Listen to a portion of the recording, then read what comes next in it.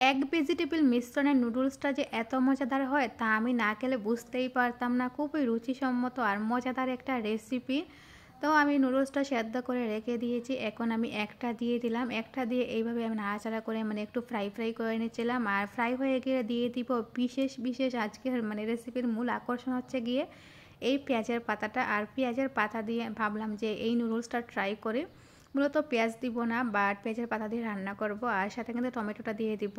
আসলে ভেজিটেবল হিসেবে টমেটো হচ্ছে গিয়ে বেস্ট, বিশেষ করে নুডলসটার জন্য। তো আমি এখানে দিয়ে দিলাম মশলাপাতি যা লাগে, অল্প কিছু উপকরণের মাধ্যমে বানিয়ে নিয়েছিলাম এই নুডলসটা। ঘরে যা উপকরণ থাকে তা দিয়ে বানালাম আগে নুডলসটা।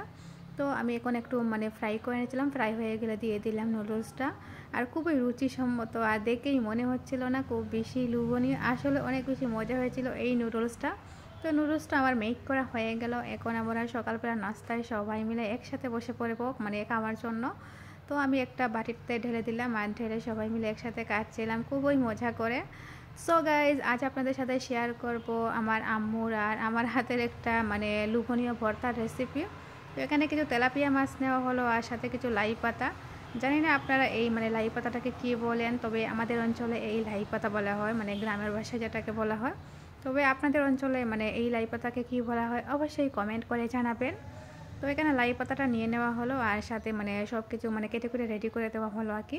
তো আমার আম্মু মূলত এই রেসিপিটা তৈরি করবেন, বাট আমি ছিলাম আমার আম্মুর সাথে, কারণ আমার খুব বেশি দরকার ছিল এই রেসিপিটা শেখার, কারণ অনেক মজাদার একটা রেসিপি। আর আমার আম্মুর হাতের এই তেলাপিয়া মাছের ভর্তা যে একবার খাবে সে নিশ্চয়ই এই তেলাপিয়া মাছের ভর্তার প্রেমে পড়ে যাবে। খুবই মজাদার একটা রেসিপি, আর একবার খেলে মুখে আজীবন লেগে থাকবে। তো এখানে নিয়ে নিলেন পেঁয়াজ কুচিটা এখন একটু নাড়াচাড়া করে হালকা ফ্রাই করে নিচ্ছিলেন। আর ফ্রাই হয়ে গেলে আর কি ভর্তাটা বানিয়ে নেবেন।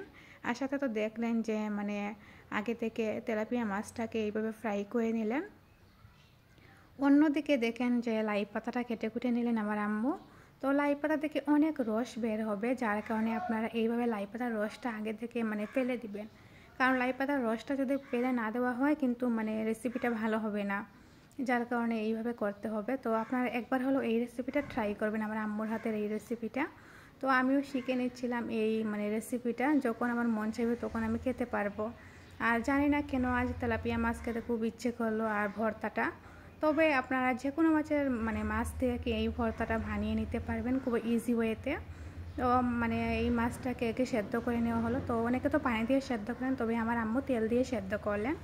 তো এখন আমি তেলাপিয়া মাছের মধ্যে অনেক কাঁটা থাকে, তো কাঁটাটা আমি পরিষ্কার করে নিলাম। তো কাঁটাটা ফেলে এখন আমি ভর্তাটা মাখিয়ে নিব।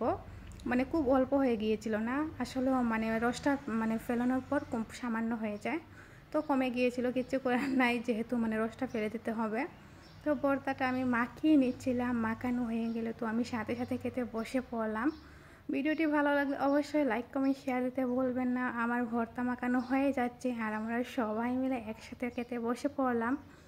সো গাইজ, আজকের মতো এখানেই বিদায় নিচ্ছি। সবাই ভালো থাকবেন, সুস্থ থাকবেন, আল্লাহ হাফেজ।